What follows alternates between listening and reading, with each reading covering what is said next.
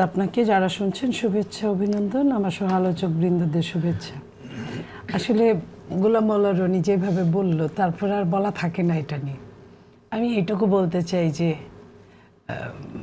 ডিম পারে হাসে খাই বাগদাসে, কোথাকার কোন কি হলো আর কার উপর দিয়ে চড়াও হলো। তো দুঃখটা এই জায়গায় যে চোর সবসময় একটা কিন্তু সাক্ষী রেখে যায়।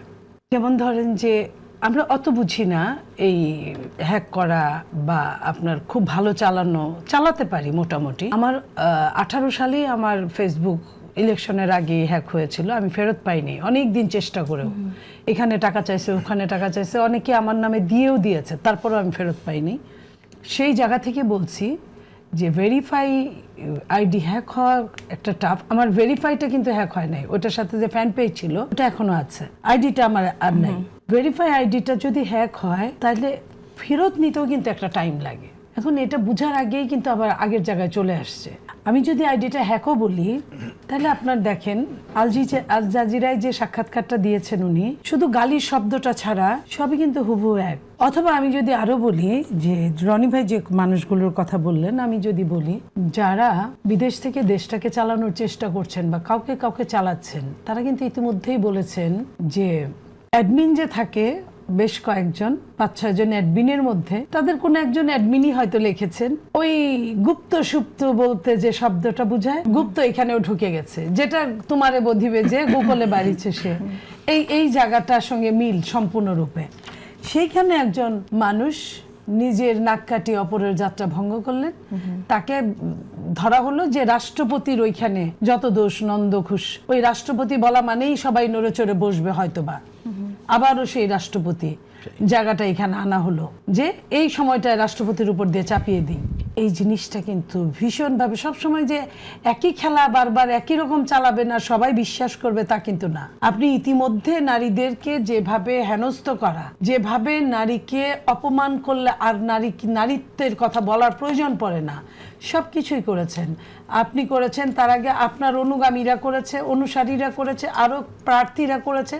ঢাকা বিশ্ববিদ্যালয়ের প্রথমে শুরু করলেন পতিতা নারী দিয়ে, তারপরে আপনি সমস্ত নারী জাতিকে বলে ফেললেন। এগুলার কিন্তু একটা ধারাবাহিকতা আছে। তো সেই ধারাবাহিকতাকে আপনি যেভাবেই বলেন না কেন, আমি সৃষ্টিকর্তাকে আমি ভীষণ বিশ্বাস করি। আমি যদিও অত ধর্মান্ধ না, কিন্তু আমি বিশ্বাস করি। সেই জন্য আমি বলবো যে 11th আওয়ারের সৃষ্টিকর্তা কিন্তু এই জিনিসগুলো, নইলে এই সময় এত ভুলভাল তারা করবে কেন, এই সময়টায় তারা বেছে নিবে কেন? আপনি খেয়াল করেন ক্যান্টনমেন্টে যে ঘটনা ঘটলো, ফেসবুকে যে ঘটনা, টুইটারে ঘটলো, তারপরে আপনার তাদের লোকজন যেভাবে বলা শুরু করলো, ঢাকা বিশ্ববিদ্যালয়ে যেভাবে ঘটলো, সবকিছু যদি আমরা মিলাই তাতে মনে হবে যে এখন তারা তো মনে করছে যে মেন্টালি তারা ক্ষমতায় চলে এসেছে, যাকে যা খুশি বলা যায়। ভোটটা এখন আর কোনো ব্যাপার না, শুধু আনুষ্ঠানিকতা মাত্র। বিএনপি কি, বিএনপির কেউ কিছু করবে না, বিদেশিরা তাদের কথায় উঠছে বসছে। তাহলে আপনার কাছে কি মনে হয় যে যাকে গ্রেফতার করা হয়েছে, বঙ্গভবনের যে কর্মকর্তাকে গ্রেফতার করা হয়েছে, তাহলে এখানে তো বলা হচ্ছে তার বিরুদ্ধে অভিযোগ আনা হয়েছে, তার বিরুদ্ধে যদি সুনির্দিষ্ট অভিযোগই থাকে তাহলে তাকে ছেড়ে দিল কেন? আপনি দেখেন চাইলেই এই সরকার আসামিরা তো জামিনে থাকে, জামিনে থাকা অবস্থায় তো বিচার প্রক্রিয়া চলে, সাথে সাথে জামিন হওয়ার মতো তেমন কিছু হয় নাই। আপনি অনেকেই আপনি দেখেন যে আনিস আলমগীর, সে অ্যারেস্ট হয়েছে, সে কি জামিনে মুক্তি পেয়েছে? আপনার কি বলে ঢাকা বিশ্ববিদ্যালয় পাবলিক অ্যাডমিনিস্ট্রেশনের টিচার কলিমুল্লাহ সাহেব, তাদের কি জামিন হয়েছে? তাদের জামিন নেওয়ার অধিকার তো আছে, তারা তো এরকম কোনো ইস্যুর মধ্যে পড়ে নাই। তারপরে অনেকেরই তো পান্না সাংবাদিক, তাদের তো 2 মাস 3 মাস 4 মাসে জামিন হলো, তাহলে এটা আগের দিন ধরে পরের দিন ছাড় দিল কেন? এখানে আরো অনেক সমস্যা আছে, আরো অনেক কিছু আছে। একটা শো করে একখানে দেখানোর চেষ্টা করলো, হয়তোবা সেটা যেটা করা পরিপূর্ণ করে উঠতে পারে নাই, সেই জন্যই তারা এই শোটা করলো। এটা তো আসলে রাষ্ট্রের অংশ, কাজটা যে করলো এটা তো আসলে ডিবি যখন তাদেরকে গ্রেফতার করে তখন এটা তো কিভাবে করে, আপনি এই বিষয়টাকে কিভাবে দেখছেন? যে আমরা অনেক সময় শুনেছি যে প্রশাসনে সব জায়গায় বিএনপির লোক আছে, জামাতের লোক আছে, সেরকম কিছু কি আপনি ইঙ্গিত করছেন? বিএনপির লোক যদি থাকে, বিএনপির লোক থাকলে কি মনে করেন বিএনপির লোককে না ধরে আগে প্রথমে তাদেরকে ধরতে যাইতো?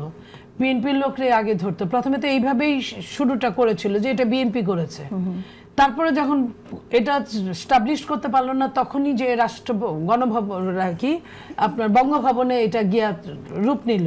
তারপরে এখন তারা মনে করছে যে টাইমটাকে পাস করা, টাইমটাকে পাস করা যাবে। বাংলাদেশের মানুষ ভুলা মন 2-3 দিনে ভুলে যাবে, আরেক দিকে আরেকখানে প্রবাহিত হবে, এইসব মিলেই তো এই জিনিসগুলো করছে।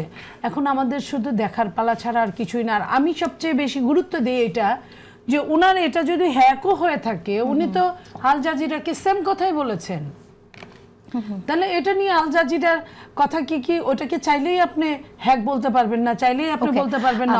আমি আসবো